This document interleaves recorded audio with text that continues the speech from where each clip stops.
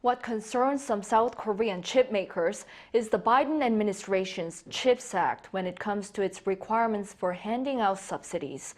Seoul's foreign ministry has responded. Shin Ha-young tells us more.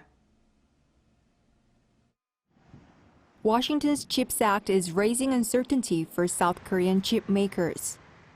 In response, South Korea's foreign ministry on Thursday said that the Biden administration is aiming to review the economic and security effects of investment from South Korean firms in semiconductors.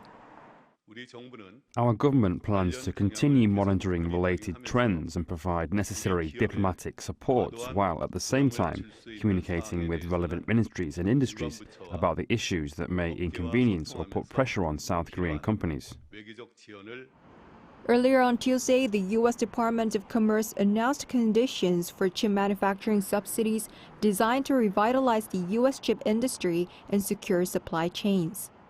The CHIPS Act offers semiconductor manufacturers, both domestic and from abroad, billions of dollars to build new fabrication plants in the U.S. with the condition that they will not expand their chip manufacturing capacity in so-called foreign countries of concern, such as China, for 10 years.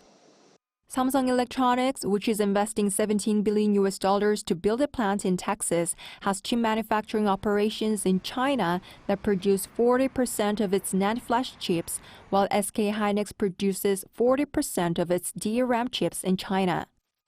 The U.S. also said that recipients of more than $150 million of direct funding will be required to return up to 75% of the subsidies when their profits exceed the expected amount. One expert says South Korean firms are now faced with important choices under the conditions that imply the U.S. is planning to control the chip makers through subsidies. If companies build a factory in the U.S. but don't apply for subsidies, it could create a misunderstanding that they are not on the same page as the U.S. government.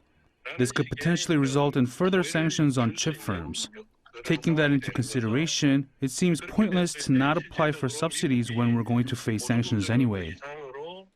Meanwhile, Seoul's Trade Minister Lee Chang-yang said on Friday that the government will continue to have consultations with the U.S. government to reflect South Korea's concerns and position regarding the issue. Shin Ha-young, Arirang News.